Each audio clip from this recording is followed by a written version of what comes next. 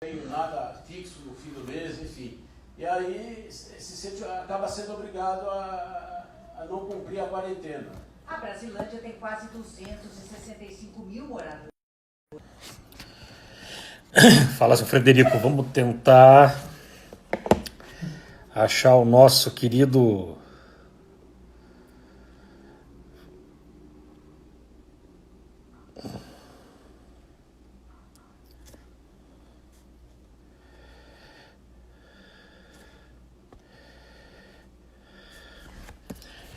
Já estamos aguardando aqui o nosso querido Rodrigo Lopezillo para ingressar.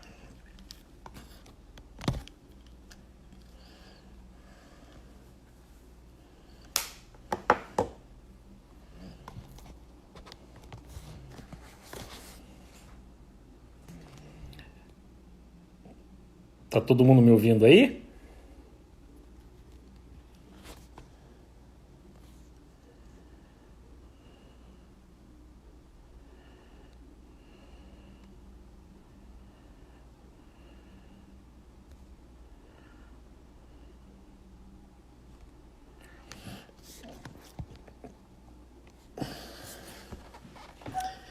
Ótimo, vamos aguardar então o pessoal que está me ouvindo. Eu estou chamando aqui o nosso Rodrigo Zilio, vamos ver se ele já entrou.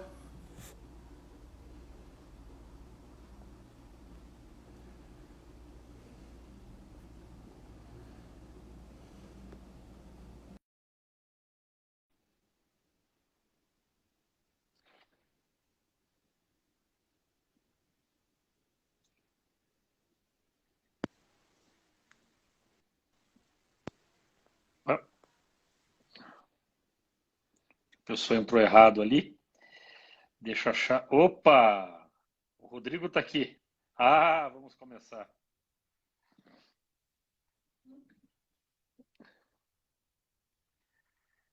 Já está o nosso mestre. Ó, para quem ainda não viu, tá ao contrário, né? Mas essa vai ser o livro que nós vamos discutir.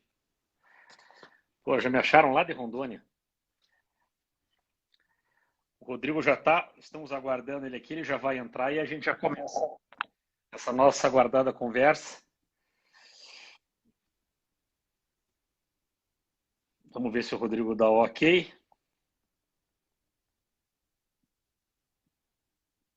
Boa noite a todos, para quem está acompanhando agora.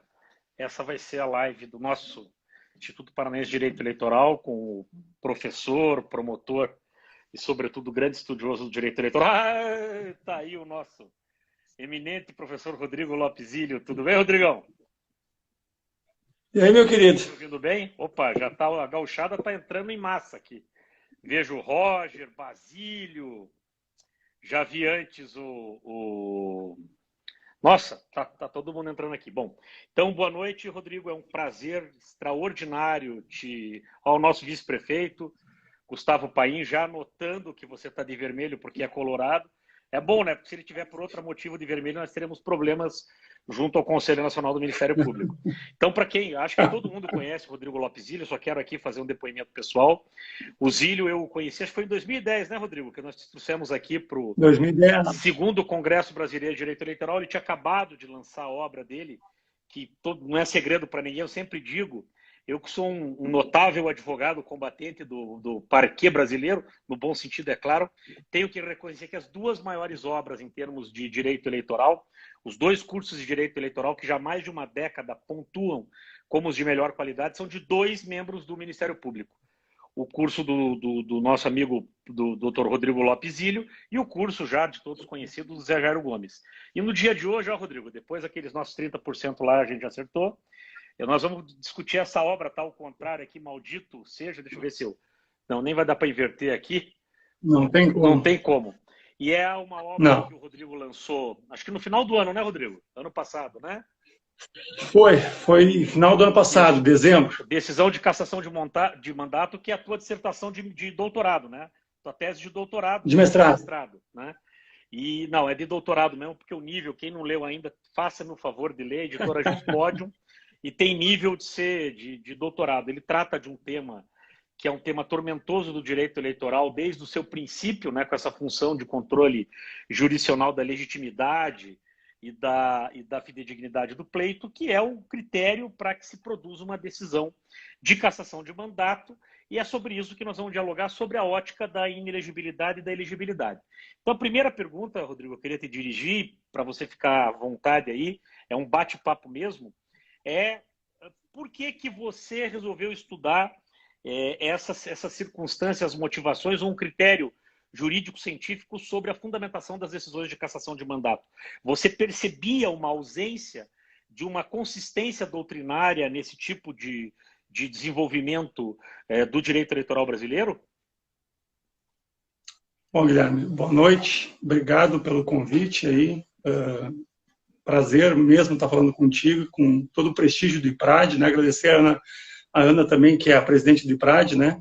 E dizer que, na verdade, o que aconteceu? Eu sou um autodidata, tu bem sabe disso. Eu aprendi direito eleitoral sendo servidor da Justiça Eleitoral, né? Passando no concurso lá em 1996, e o mestrado surgiu para mim numa ocasião de oportunidade, assim, que foi em 2018. E quando surgiu essa oportunidade do mestrado, evidentemente que até num sentido de maior segurança, né, para entrar nessa área mais academicista, eu me segurei no direito eleitoral. E aí sim, Guilherme, eu aproveitei um incômodo que eu tinha da minha vivência, não só como servidor da Justiça Eleitoral, que eu tive 6 anos, mas também enquanto promotor e admirador dessa área específica, né, que não é nem estudada nas universidades. Me incomodava muito a falta de critério, a falta de coerência de determinadas decisões de cassação de mandato e, principalmente, a questão da diversidade de tratamento dos tribunais em relação às circunscrições do pleito, ou seja, a Justiça Eleitoral, de certo modo, é muito mais rigorosa em relação a cassações de vereadores, enfim, e esse rigorismo ele vai, com o decorrer das circunscrições, né, ele vai se dissipando. E eu acabei, então, indo nesse sentido porque o meu orientador do mestrado, que é um grande amigo e colega, que é o Francisco Mota, ele é um dorquiano, né, Seguidor de Dworkin, seguidor de Dworkin. Ele fez pós-doutorado com o Lênio na Unicinos, e ele fez uma pós nos Estados Unidos, e ele segue a linha dworkiana. Então a gente tentou de alguma forma juntar. O tema dele no mestrado era critérios de decisão judicial, né? E eu disse, bom, então vamos falar de critérios de decisão judicial da Justiça Eleitoral. E eu tinha que escolher entre cassação de mandato e inelegibilidade. E eu preferi, na verdade, a questão da cassação de mandato, porque a gente estava vindo, e eu sofria no bom sentido, né, as consequências daquele debate que teve do TSE da chapa Dilma Temer. Aquilo estava refletindo muito ainda no meu dia a dia. Então eu preferi, nesse primeiro termo, pegar a decisão de cassação de mandato e deixar, então, a questão do Estatuto das Elegibilidades para um próximo desafio. Então já temos aí a perspectiva de um novo livro. Entrando... Mas então, Guilherme, esse estudo... Você sabe, Guilherme, Aliás, que é isso. Acabou de me ligar o editor aqui da Juspodium, que me mandou um contrato aqui no meu celular, eu já estou negociando com ele aqui, pode tocar. Não, mas sabe, Guilherme, que é isso, eu acabei fazendo a decisão de cassação e me incomodava, e de certa forma, o que foi a decisão de cassação? Uma espécie de pequeno roteiro, né, para um juiz, quando for decidir uma questão tão relevante como é definir a qualidade da representação política, né? Então, pegar a questão da causa de pedir, a questão da tipologia dos ilícitos eleitorais, a ofensa ao bem jurídico, trabalhar com o regime de responsabilidade eleitoral e os tipos de sanções, e aí a gente cai no nosso tema hoje, que é a inelegibilidade ser sanção ou ser efeito, ou qual é a diferença disso, se é que tem. Perfeito. Antes de entrar nesse tema em específico, aproveitando que eu já percebo aqui que dentre vários notáveis que nos honram com a sua presença, eu vou distinguir 2, um porque obviamente eu vou criticá-lo, porque senão o direito eleitoral não tem graça, que é o Luiz Fernando Pereira, que você cita bastante na tua obra, e o nosso eminente colega, seu colega de São Paulo, o professor Luiz Carlos Gonçalves, que lamentavelmente não é meu parente. Se me perguntarem, eu digo que é, mas infelizmente a verdade é que talvez lá no sul de Minas, a origem dele e a minha se coincidam.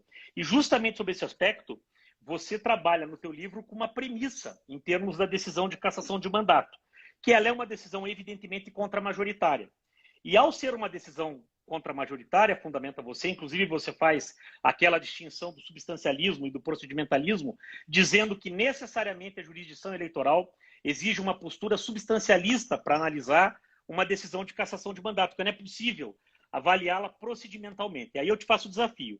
Trabalhando com a ideia que o Luiz Fernando Pereirinha defende tanto, que é essa ideia de que a decisão de cassação de mandato ela é uma espécie, pelo direito eleitoral ser eminentemente extra-ressarcitório, como diz o Pereira, e até aqui eu concordo, ele não pode se resolver em perdas e danos, não há como se repor o status quo ante, porque ele tem uma temporalidade certa, quer dizer, não tem como, a gente não tem o DeLorean para voltar ao passado e aí criar uma outra situação. Mas eu te pergunto nisso, essa natureza contramajoritária, que a decisão, partindo dessa premissa, você, do teu livro, discute essa situação. E aí eu queria que você posicionasse para a gente debater essa ideia.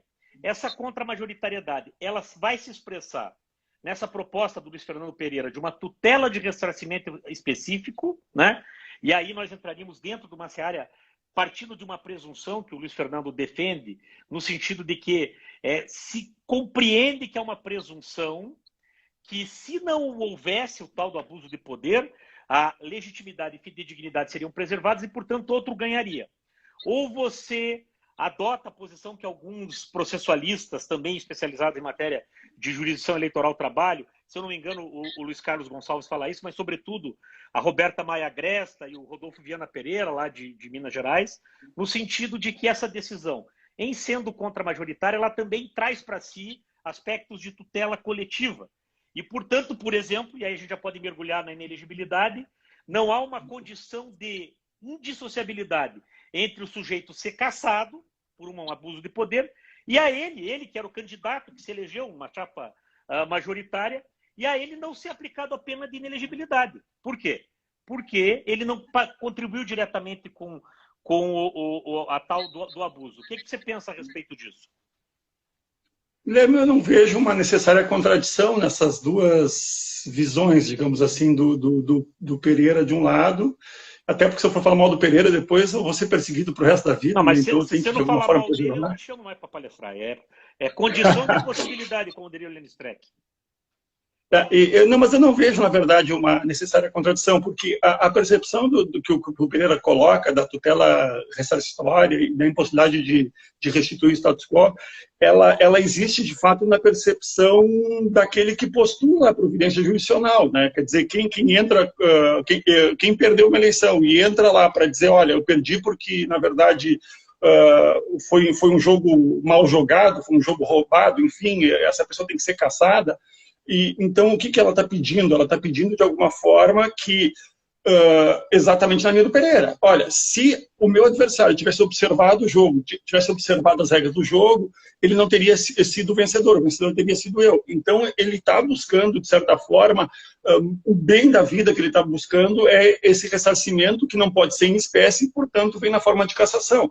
Então, sob o aspecto de quem litiga em juízo, eu não vejo dificuldade em conciliar o que o Pereira fala da tutela ressarcitória com a natureza coletiva das ações eleitorais, no sentido de, quando se trata de defender bens jurídicos eleitorais, e quando nós falamos de bens jurídicos eleitorais aqui, de ações de cassação, é aquela tríade, né? Isonomia de um lado, liberdade do eleitor, ou livre autodeterminação do outro, e rigidez do processo eleitoral num terceiro viés.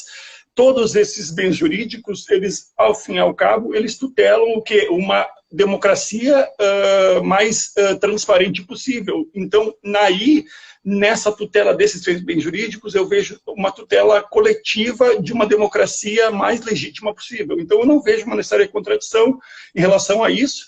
E justamente nesse sentido, Guilherme, que eu acho importante, e isso me levou um pouco também a aprofundar a obra, e de certa forma, quando você tenta escrever algo que não foi ainda aprofundado, você corre sempre o risco de ser bem interpretado ou mal interpretado, está sujeito a críticas, isso faz parte do jogo. Eu tentei deixar claro num dos tópicos lá, e a gente não chegou a conversar sem ser agora na live sobre isso, então até a gente pode transparente e democraticamente conversar, né?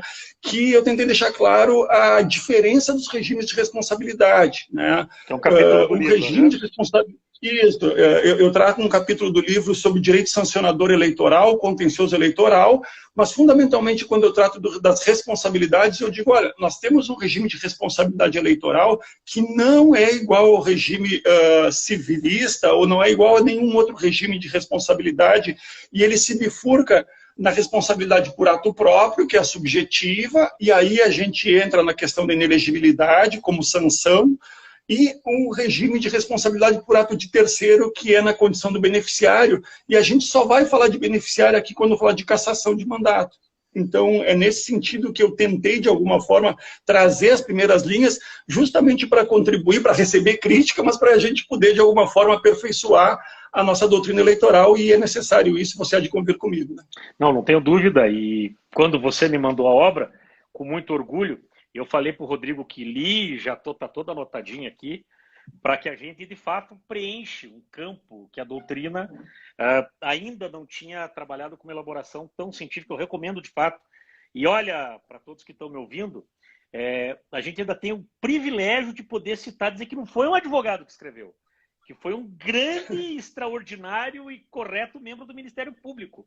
Porque, de fato, como o José Jair e vários outros, o Luiz Carlos também na parte, várias vezes permite, o Rodrigo na obra ele demonstra, ao admitir esse caráter contramajoritário profundamente, ele demonstra uma compreensão, uma pré-compreensão muito interessante, no sentido de ser evidentemente subsidiária, né? Ele não, acho que é importante você comentar isso, essa questão de que efetivamente, né, você trabalha com o conceito subsidiário da jurisdição eleitoral, sempre tendo como primazia, né, a ideia de que o que deve prevalecer você só altera a vontade do eleitor manifestada na urna em casos graves.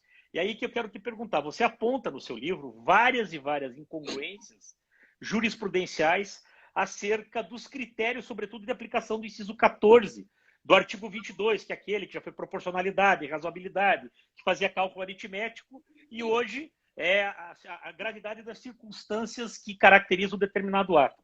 Como é que você enxerga isso? Como que você analisa isso no sentido de se buscar uma maior estabilidade, uma maior segurança jurídica nisso? E aí eu queria que você apimentasse um pouco, está tendo uma discussão recente, na Abradep nós tivemos o prazer de discutir, que parece que é uma modificação do entendimento do TSE a respeito de um determinado item relativo à prestação de contas, em relação a partidos divergentes. O candidato é do partido A, doa com fundo, com verba pública para o partido B, e aí estava se discutindo se aquela velha compreensão que você fala no seu livro de uma aplicação de uma interpretação por analogia do artigo 16, né, se faz a viragem, mas ao se fazer a viragem se preserva as situações já constituídas. Eu queria que você tratasse um pouco desse tema, que é um tema bastante tormentoso, sobretudo para nós, operadores do direito eleitoral. Bom, Guilherme, é importante o que você falou, e o caráter de contramajoritariedade da justiça eleitoral e a intervenção dela nas cassações de mandato, eu deixo claro isso no livro. Ele tem que ser excepcional, isso fica claro quando no primeiro capítulo direitos fundamentais, direitos políticos por serem fundamentais, só podem ser restringidos no limite do necessário. Então, quando a justiça eleitoral vai proceder a um juízo e retirar alguém que foi eleito do mandato por uma infração à legislação eleitoral, isso tem que ser a última medida necessária para a justiça eleitoral resolver aquele caso concreto. Quer dizer, tendo qualquer outra possibilidade de resolver o caso concreto e manter a cassação sem ofender a legitimidade do processo eleitoral, a decisão deve ser de preservação do mandato, né? Então, a ideia é, sim, ser uma espécie de subsidiariedade de intervenção da justiça eleitoral, fundamentalmente pelo seu caráter contramajoritário. Mas não quer dizer que, quando necessário, não tem que ser cassado o mandato. Evidentemente, isso tem que deixar claro. A questão da intervenção da justiça eleitoral, ela vai bem nessa linha que você falou, né? Ou seja, o direito eleitoral, justamente porque ele afere a métrica da qualidade dos mandatos por conceitos indeterminados, potencialidade lesiva, gravidade das circunstâncias, relevância jurídica, ele oferece uma zona cinzenta, uma plasticidade para o julgador que, se ele não se desincumbir argumentativamente de demonstrar no que consiste, afinal, esse conceito aberto, tudo vai caber no conceito de potencialidade lesiva, tudo vai caber no conceito de gravidade das circunstâncias, tudo vai caber no conceito de relevância jurídica. De certa forma, o CPC de 2015 quis exigir isso na sentença, lá no 489, né? De algum modo, eu estou trazendo isso para o direito eleitoral. E quando eu falo basicamente de gravidade das circunstâncias e relevância jurídica, eu digo que esses conceitos eles têm limites de conteúdo semântico bem significativos, né? E nesse sentido, eu procuro demonstrar ali o que seriam alguns critérios para deixar menos subjetivo possível, né? Esses conceitos, digamos assim, determinados. E nessa questão específica, Guilherme, é bem interessante foi o caso do Amapá, isso que você está falando, né? Até o advogado Dr. Eduardo Tavares, acho que até do IPRAD, sim, nosso amigo. do Aniversário né? 2 dias atrás, o nosso querido Dudu Tavares. Ele fez a sustentação oral na prestação de contas. O caso é de um partido que recebe recursos do fundo partidário e ele acaba aplicando esse recurso para uma deputada estadual, se eu não estou equivocado, que não era coligada, que não tinha coligação nem em nível estadual, era uma adversária política no Estado, enfim. E, por coincidência dessa vida, eu tive, você sabe, em Brasília, ano passado, como membro auxiliar, do querido amigo Humberto Jacques, né? E o parecer da apresentação... Agora, muitos aqui estão entendendo, sem nenhum demérito ao nosso excepcional eleitoralista Humberto Jacques, agora muitos brasileiros estão entendendo a absoluta diferencial qualidade do Ministério Público Eleitoral junto ao TSE, né? Tinha um Rodrigo Lopes Ilha. Não é verdade. Não é verdade. Mas, é verdade, sim. Mas coincidentemente, esse caso, Guilherme, e isso é interessante, o parecer, evidentemente, ele passa pela assessoria, ele acabou caindo na minha mão, e esse caso se era lícito ou não, esse era o ponto, né? Se é lícito ou não um partido, diante da não previsão legislativa, um partido receber dinheiro do fundo eleitoral e aplicar em candidatura adversária, né? E quando eu recebi aquilo, eu disse, olha, mas não tem vedação legal, não sei o quê. E o parecer veio no sentido de dizer que aquilo era ilícito. E eu disse, tá, mas deixa aqui que eu vou pensar, né? Em princípio, essa fidelização, você é um grande... eu aprendi muito do que eu sei de propaganda com você, né? E eu me lembro que uma das coisas que eu aprendi com você é que o princípio da fidelização na propaganda partidária, ele está limitado ao horário eleitoral gratuito, lá de não poder adversários políticos participarem. No resto, eu posso fazer santinho casado, não tem problema nenhum, né? Limitação à fidelidade partidária, exato. Isso, então eu recebi aquilo e deixei meditando, a expressão que eu gosto de usar é decantar, né? Deixei decantar, e o parecer foi criado no sentido, então, de ser ilícito. Um dos argumentos foi porque o princípio da fidelidade partidária tem uma dupla face. Ou seja, assim como é exigível a fidelidade partidária do filiado em relação ao seu partido, o partido também deve uma fidelização ao seu filiado e não pode, então, recebendo um recurso que é lastreado por critérios legislativos em representatividade política, dispor dele para financiar a candidatura adversária. Seria uma espécie de dupla face do princípio da fidelidade partidária. Resultando, portanto, na argumentação que está em debate, um desvio de finalidade do uso de verba pública, né? Que daí nem vamos entrar. Exatamente. Nisso, senão a gente não para aqui. Não, a gente está trocando figurinha. E aí eu queria que você aprofundasse. Isso é uma viragem, né? Ou seja, de fato é um tema inédito, de fato sobre a ótica da propaganda eleitoral, isso é matéria pacificada no TSE.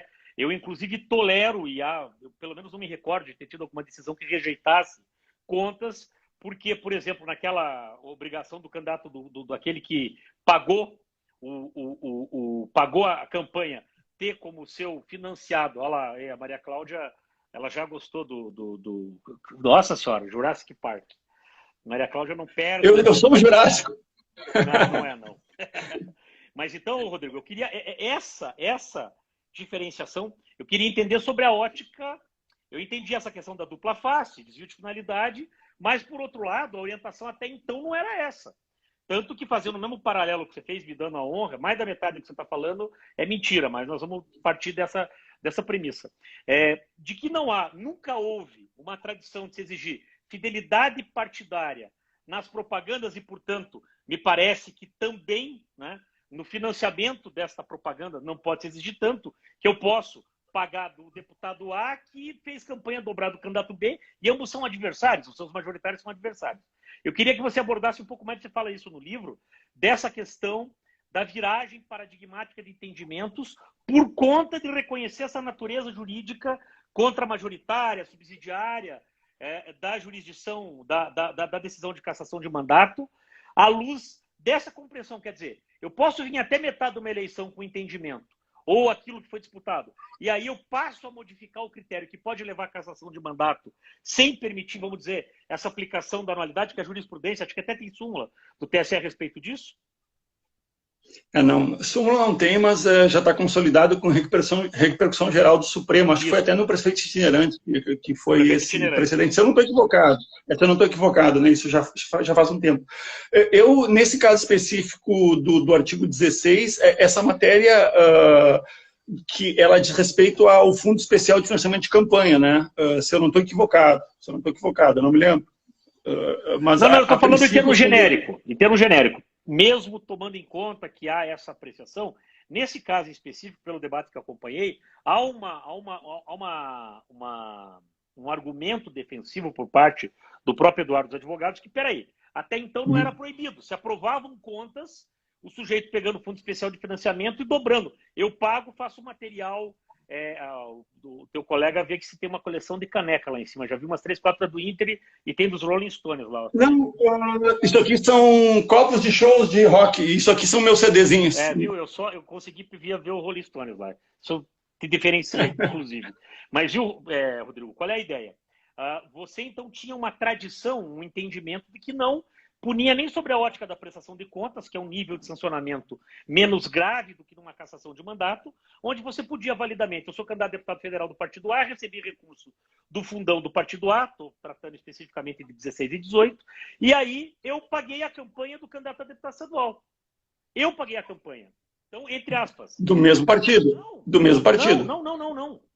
Há várias prestações de contas, eu tenho várias, onde se aprovou, não se tinha esse critério de que o sujeito, quando recebia fundão e pagava ele fazia um santinho dobrado. Deputado federal do Partido A e estadual do Partido B. E A e B, ambos tinham candidato a governador. Nunca teve nenhuma observação disso que seria ilícito. Então, eu indago a você. Essa nova... Sobre fundos públicos, Guilherme. Sobre fundos públicos. Aqui no Paraná, pelo menos, eu não me recordo de nenhum caso em que o que se exigia é que o candidato B declarasse que quem pagou a conta dele foi o do A, mas não que ele não poderia usar esse recurso. Então, eu te pergunto, nesse caso, porque me parece que nesse caso do Amapá, o fundo foi distribuído diretamente pelo partido para um candidato adversário, né? Se eu não me engano, saiu do Nacional e foi para candidato adversário direto, se eu não me engano. A hipótese que eu estou trabalhando aqui é o candidato recebe o fundão e paga material de campanha na dobrada, isso não é ilícito.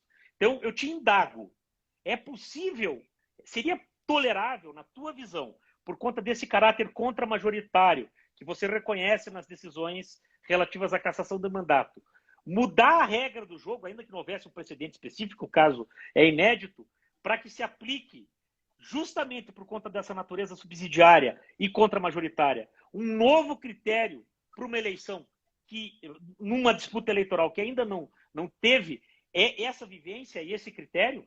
É isso que eu queria... Não, me parece assim, que a anualidade é um princípio, a gente está cada vez mais importante, né? A gente trabalha muito agora com a questão da vai ter ou não eleição, a anualidade pode ou não pode. Eu cada vez mais tenho um apreço todo especial ao 16, não só para a legislação, mas fundamentalmente também para as decisões judiciais.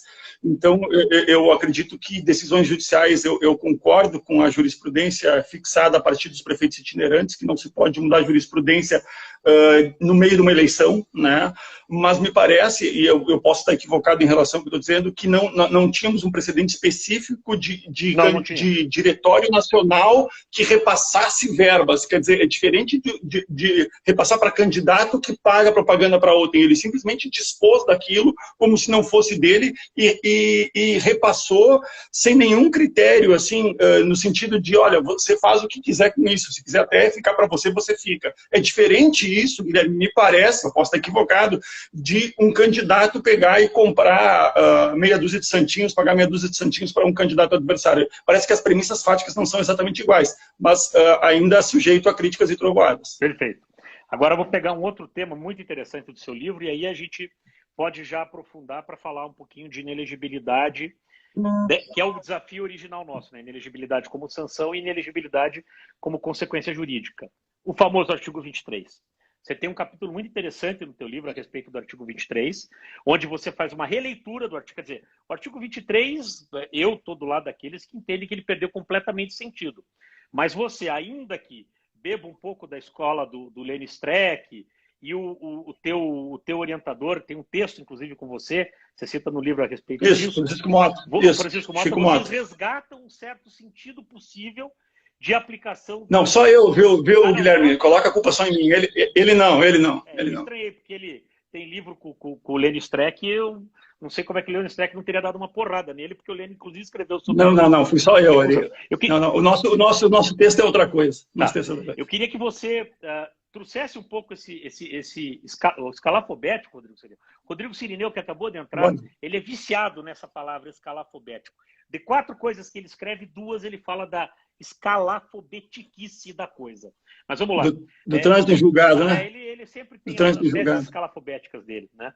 Mas, do ponto de vista desse debate, você faz uma abordagem do artigo 23, onde você preconiza, mesmo respeitando os princípios da não surpresa, mesmo respeitando a ideia do contraditório pleno, você faz uma discussão com o 371 do novo CPC, essa diferença entre a visão, né,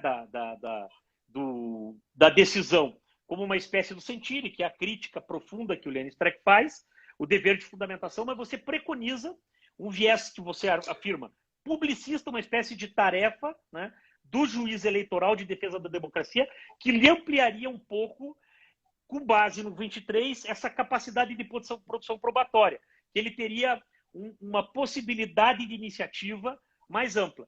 E aí, eu aproveitando uma questão aqui que o Cleverson Cremonês, que é o meu parceiro lá de Londrina, tem trabalhado a teoria de valoração da prova no processo penal também, eu te pergunto, essa iniciativa baseada, não, isso é muito claro, aquela ideia do cara poder utilizar alguma coisa que não está no processo, julgando conforme o que ele viu na rua, você concorda que não. Mas você preconiza esse papel, tirando daquilo que você chama o juiz de uma inércia, que você até usa o mitidieiro para dizer que é uma inércia muito...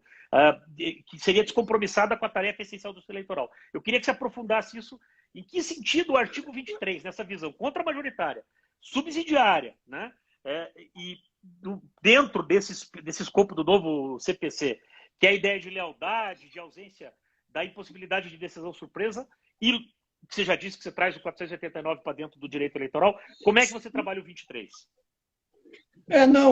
Na verdade o 23, o Lênio, né, ele é interessantíssimo porque ele sempre fala do 23, da lei das inelegibilidades, em todo que evento que eu vou ele fala, então aquilo de certo modo me despertou a necessidade de dar uma analisada no 23, né, que de fato pouca gente verticaliza ele não é muito escrutinado, né, o conteúdo dele não é muito escrutinado, existe uma linha que é a professora Eneida...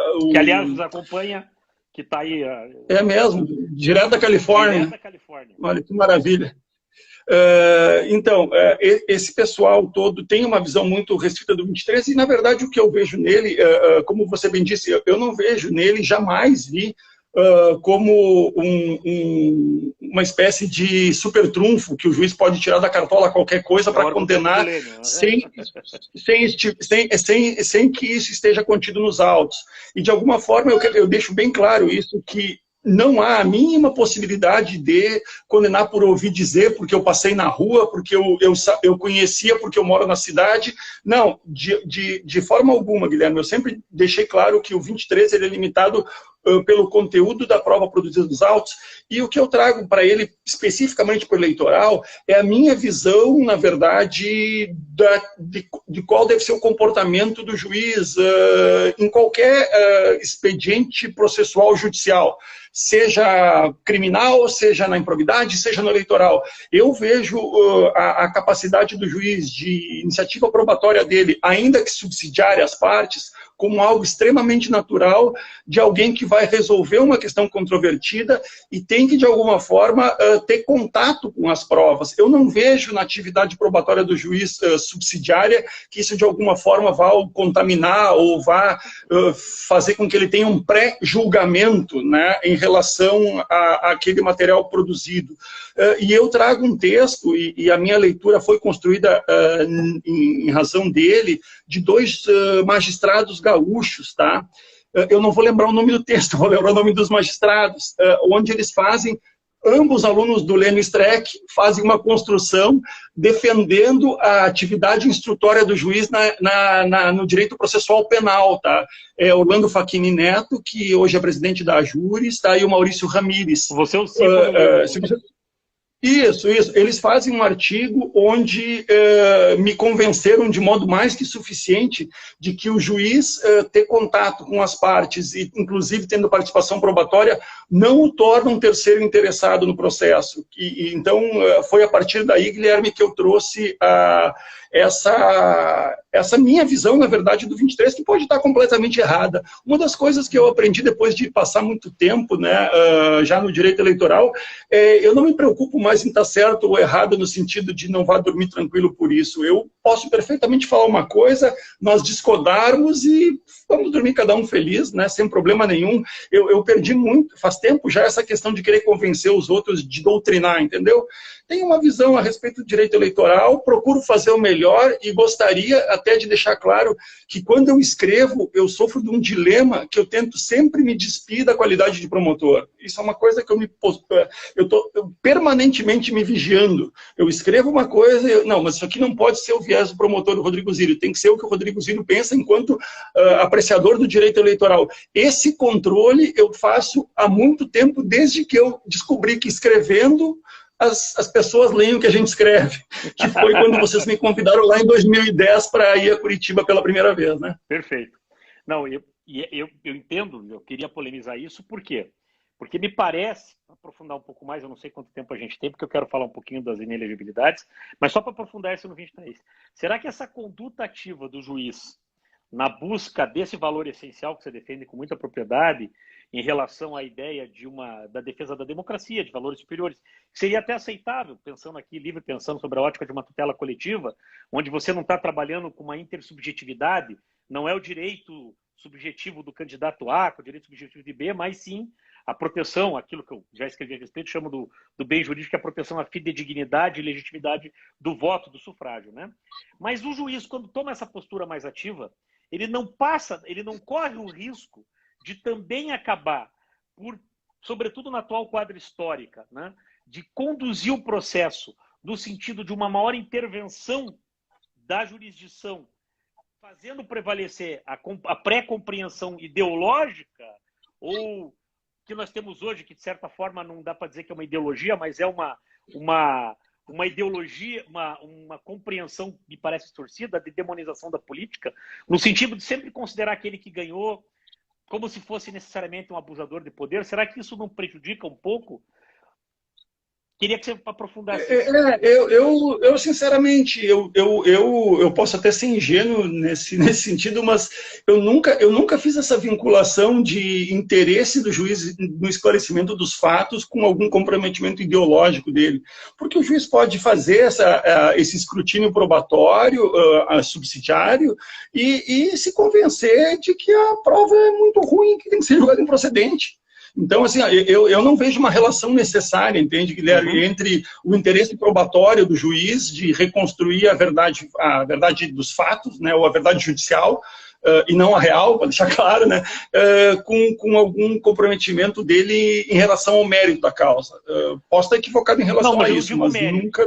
Eu digo assim, acho que todos que criticamos a justiça eleitoral, apesar de partirmos da premissa, eu acho que isso é consenso, que até quem advoga na justiça eleitoral sabe que quando a gente vota para a justiça comum dá até tristeza, seja ela civil, penal, direito público, administrativo, porque de fato o comprometimento, a eficiência, a organização, o desenvolvimento, o Pereirinha fazia uma live com o Thiago Aires, que até nos prestigiou aqui também há pouco antes da nossa, e falava de como a justiça eleitoral brasileira ela é exemplar no mundo. Mas, ao mesmo tempo, justamente por conta dessa eficiência, desse poder de intervenção, a justiça eleitoral também... Isso está mudando, né? Mas você vê alguns julgamentos onde você percebe que o valor essencial ali não foi uma defesa da democracia, mas acabou sendo assim, uma espécie de pré-demonização da política, né? Como se todo político fosse, em si, né, necessariamente desonesto, quem está no jogo político, e o discurso está colocado. É nesse sentido que eu coloco, no sentido de se propagar um ânimo de intervenção do judiciário que contradiria essa tua premissa, que me parece correta, do caráter subsidiário, do caráter contra-majoritário de uma decisão de cassação de mandato. É a reflexão que eu estou fazendo aqui para trazer tua argumentação. Não, eu entendo o que você quer dizer, mas eu sinceramente, aí eu acho que o problema é daquele juiz especificamente falando, né, e não da atividade em abstrato de investigação que o juiz vai fazer. Eu vejo isso muito mais como um problema pessoal de um juiz que tem uma visão equivocada de criminalização da política do que uma atividade em abstrato de um juiz que vai fazer um procedimento de atividade probatória subsidiária. Eu acho que isso é um problema cultural pessoal daquele dado juiz, e não algo que deva ser estabelecido como uma premissa em relação a todos os casos similares. Perfeito. Vamos lá. Inelegibilidade. Sanção ou consequência jurídica? Eu quero pedir tua opinião dentro dessa tua premissa a partir da seguinte realidade. Uma chapa disputa eleição, uma eleição para prefeito. E a chapa ela tem como cabeça de chapa, não vou nominar um político notoriamente com mau comportamento histórico, e como vice a Madre Teresa de Calcutá. Não, já morreu, né? Madre Teresa de Calcutá. Mas alguém que seria a Madre Teresa de Calcutá de uma cidade. Vem uma decisão, não é o Pereira, né? Não, o Pereira não... Não é o Pereira. O Pereira, se chamar de Madre Teresa de Calcutá, ele fica nervoso. Não topa isso aí, não. Nós estamos mais para o pecado, né? A gente perdoa. Nós somos pecadores perdoados, mas nunca falamos do pecado. E, de todo modo, nessa circunstância, o artigo 81 do Código Eleitoral caça prefeito e vice. Aí a inelegibilidade, quer dizer, o 22 tem lá, que você pode aplicar a sanção de inelegibilidade, mas não aplica a sanção, vamos dizer, uma sentença aplica corretamente no prefeito e não aplica no vice. Minha pergunta para você. Nesse caso, ok, o prefeito que recebeu a sanção de inelegibilidade vai lá ficar os 8 anos e depois pode ficar os outros 8, que é aquele precedente, em repercussão geral, não me lembro qual que é o precedente do Supremo, que definiu que é uma espécie, eliminou a possibilidade de detração da inelegibilidade no direito eleitoral. Aí minha pergunta para você é, a Madre Teresa de Calcutá, nesse caso, na tua avaliação, é atingida pela linha D do inciso 1 do artigo 1º da Lei do Ficha Limpa? Porque ela foi cassada, mas a ela não se aplicou a inelegibilidade. E aí?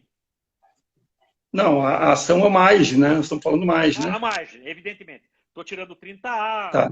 Mas, não, por favor, vamos lá. Eu queria te ouvir a respeito disso.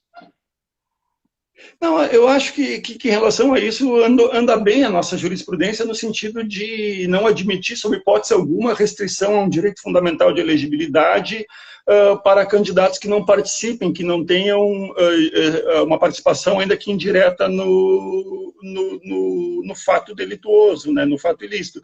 Então, quando se fala que o TSE construiu aquela tese acho que foi na consulta do Versiani ainda, do Hamilton Carvalho, nós estamos lá em 2010, eu voltei agora, que inelegibilidade não é sanção, né? Mas na verdade, assim, dá para separar a inelegibilidade no direito brasileiro como sanção, porque as partes vão controverter, vão debater, e isso vai estar no dispositivo final do juiz do MAAJ, e ela só atinge quem tem responsabilidade subjetiva, então a Madre Teresa estaria salva, com o direito de elegibilidade preservado nesse caso, e ela também é efeito anexo, ou efeito secundário, enfim, de decisões judiciais, né, das mais variadas matizes, improbidade, criminal, enfim. E a grande diferença é que se houver um debate numa AIJ, né, Guilherme, e o juiz decidir aquele dispositivo, o efeito da coisa julgada dele vai ser de tal modo que numa futura impugnação de registro, eu na defesa, não vou ter nenhuma possibilidade de afastar aquela restrição ao direito de elegibilidade. Enquanto naquelas outras espécies que são efeitos secundários ou anexos, como queira, eu vou sempre poder debater, vou sempre ter numa impugnação futura uma margem de discussão. Por exemplo, eu fui cassado numa AIME, que a decisão é só desconstituição de mandato, e não ficou suficientemente claro se eu participei, a que título eu participei. Eu, pessoalmente, acho possível levar esse debate para uma impugnação de registro de candidatura, dizendo, olha, fui cassado, não ficou clara a minha participação subjetiva, em matéria de defesa numa área que eu posso arguir isso. Eu vejo isso como tranquilidade. Da mesma sorte, esse debate pode se estender para uma decisão criminal, dizer se aquela determinada crime se enquadra ou não. O crime do artigo 10 da Lei da Ação Civil Pública é ou não um crime contra a administração pública. Quer dizer, a única hipótese... Aí, né? Isso. A única hipótese onde eu vou ter restrição absoluta, eu diria, para debater... restrição absoluta para debater na AERC é quando isso já estiver num dispositivo sentencial numa AIJ. E justamente por isso, desculpa te cortar, é que eu não concordo, mas aí é eu, Rodrigo Zilli, né, não concordo com a tese de ressuscitar os 3 anos transcorridos da inelegibilidade. Aquele caso de uma AIJ de 2008, 3 anos passaram em 2011, aí agora pode ir para 8. Eu não concordo com isso. Eu não concordo. Eu acho que depende da coisa julgada e ser preservado. O Rodrigo Cirineu lembra bem que se decidiu isso nas ADCs 29 e 30, né? Eu acho que as ADCs até é um bom tema para a gente poder conversar, né? O Supremo decidiu muito ainda no calor da hora, né? Essas ADCs, isso foi 16 de fevereiro de 2012, ele concluiu. E se nós lembrarmos, o primeiro voto do Fux, ele defendia a detração. Sim.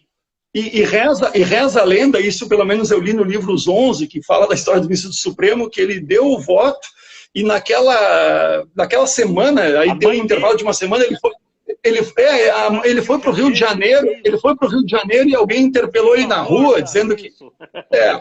Então, assim, nesse sentido, eu até coloco numa nota de rodapé, para não ser tão explícito no meu livro, mas eu coloco que a detração do direito à elegibilidade criminal, ela deveria ser acolhida assim. Eu não vejo como razoável você cumprir 8 anos a partir da condenação colegiada e depois mais 8 anos do trânsito em julgado criminal. Eu acho que deveria sim haver a detração. Eu acredito que justamente porque foi no calor da hora, a decisão do Supremo, ela não teve ainda o filtro necessário que deveria ter quando a gente está numa matéria tão delicada como é a restrição ao direito de elegibilidade. E eu só vou te dar um outro exemplo, rapidinho. Mas à vontade.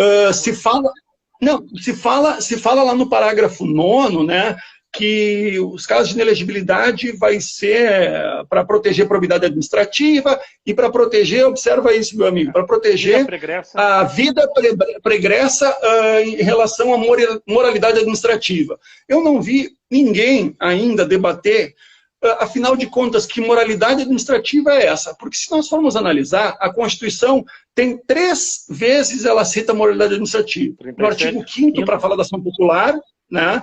Quer dizer que o ato lesivo à moralidade administrativa pode ser... então, está no artigo 5º. É a moralidade para o exercício do mandato, no 14.9, e lá como princípio da administração pública, no 37.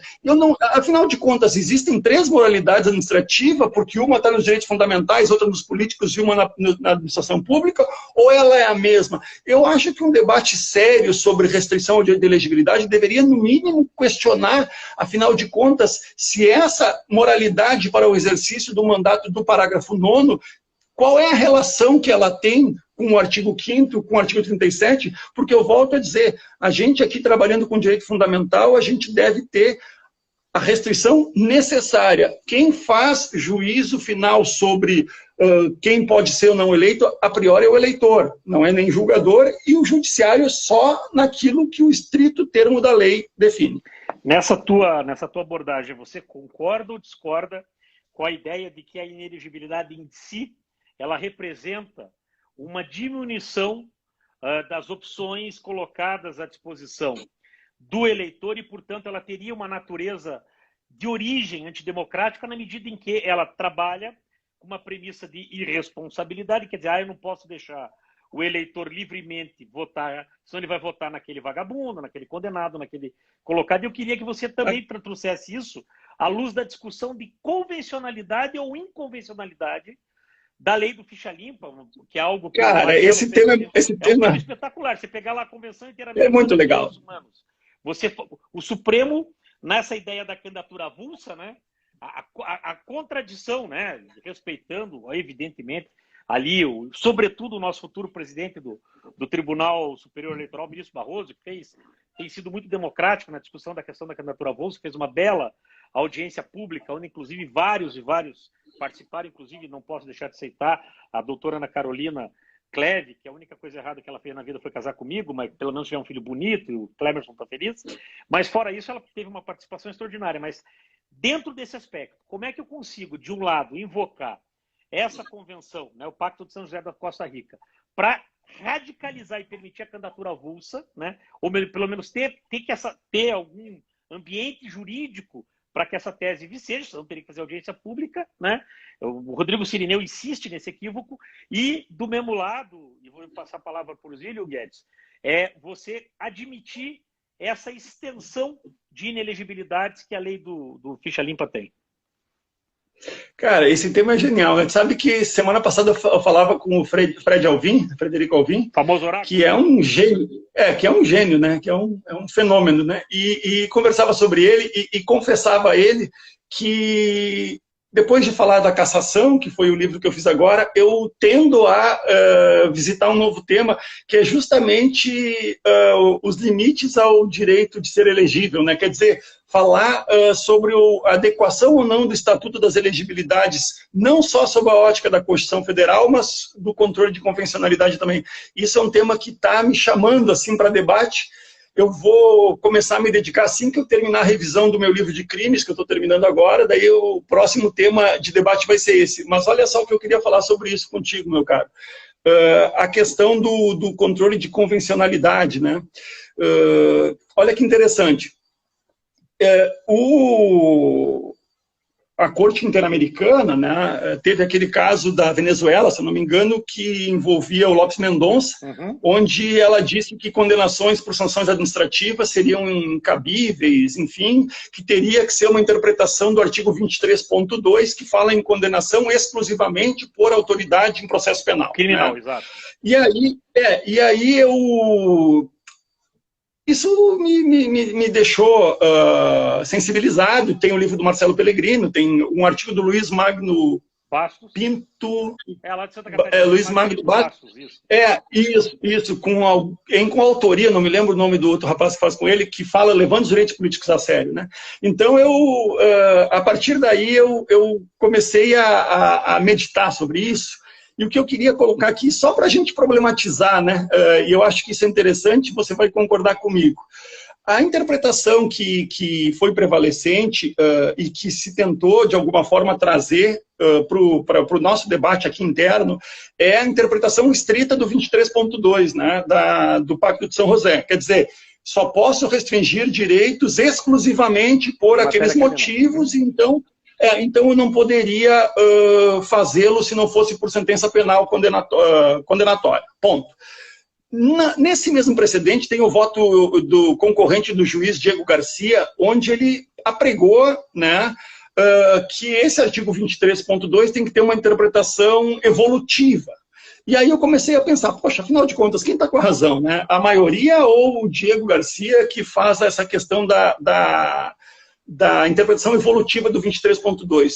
E o que eu queria trazer para você pensar comigo é o seguinte: ok, eu tenho aqui já, confessando publicamente, sérias dúvidas sobre a razoabilidade de decisões administrativas gerarem inelegibilidade. Sérias dúvidas, sérias dúvidas.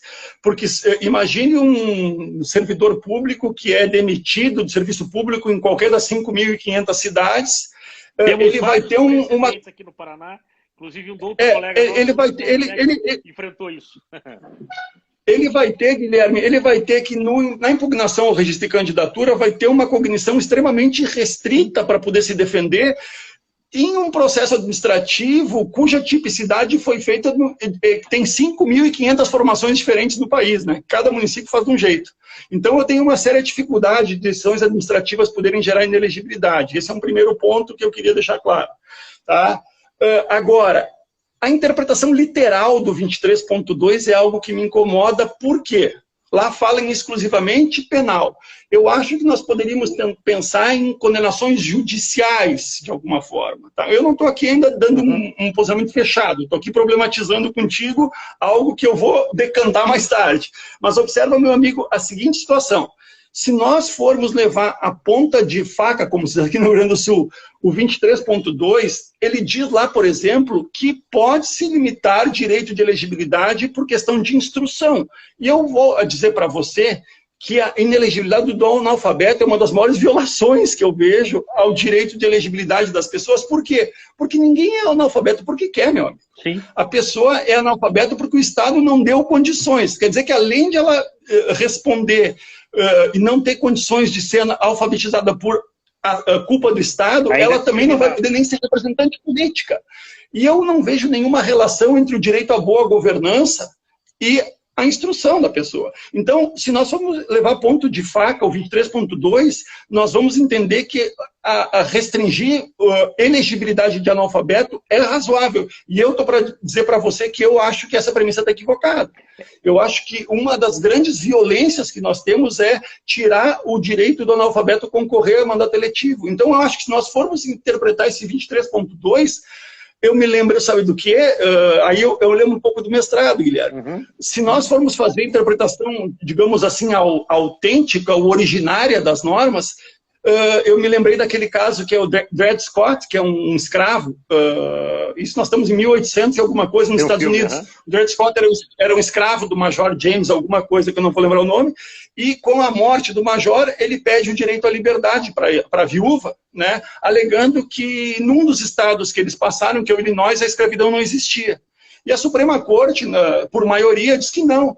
Por quê? Porque a emenda número 5 dos Estados Unidos assegura o direito à propriedade, né?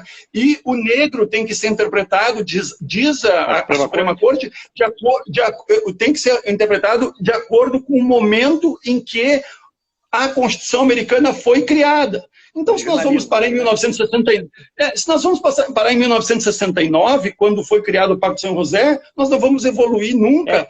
Em 1969, não se existia outros mecanismos de punição, como improbidade administrativa. Então, acho que nós temos que parar para pensar se é isso exatamente que é o razoável. O Rodrigo Siriano, inclusive, faz uma abordagem aqui que diz que a Corte Interamericana mesmo já avançou nesse entendimento, corroborando a tua defesa, de que é possível interpretar a ideia de condenação criminal como condenação sancionatória e que, portanto, improbidade seria admitida como restrição à elegibilidade. E olha só, mais um acréscimo. O artigo 25 do Pacto dos Direitos Políticos e Civis só diz que não podem ser restrições infundadas. Sim. Então, e não sei se você conhece Clemerson Cleve. Já ouvi falar desse cara. Bom... Pois então, eu achei que fosse familiar para você. Ele, numa das várias obras brilhantes dele, ele faz um estudo comparado entre o direito europeu e o direito interamericano em relação ao trato dos direitos políticos. É naquela obra Temas de Direito Constitucional, tá? Isso. E lá ele fala que o Tratado de Convenção da Europa ele é muito mais tímido na regulação do que o direito interamericano. Mas nem por isso a gente vai dizer que os europeus são mais reacionários ou mais totalitários do que nós americanos. Certo, correto. Não, esse debate é um debate que ainda está inconcluso, né? E de fato, veja, eu por origem, eu tenho uma visão restritivo até em respeito à tese que defende o professor Clemerson, né? De uma chamada paternalismo libertário, no sentido de que é preciso haver uma tutela. Eu estou mais na linha do Neviton, no último congresso que ele veio aqui, seu ex-colega, que também, acho que se não me engano, ele começou a carreira como promotor aí no Rio Grande do Sul, depois eu ser procurador da República aqui no Paraná e hoje é desembargador lá no TRF1, que a gente está meio, a gente se diz von Misesiano em termos da liberdade na jurisdição eleitoral, tem que ser liberal mesmo, a menor intervenção possível, mas esse é um debate. E aqui o Cirineu, inclusive, anota que o próprio Peregrino reconhece isso. Para concluir, que senão é capaz de cair, Rodrigo, qual que é a tua visão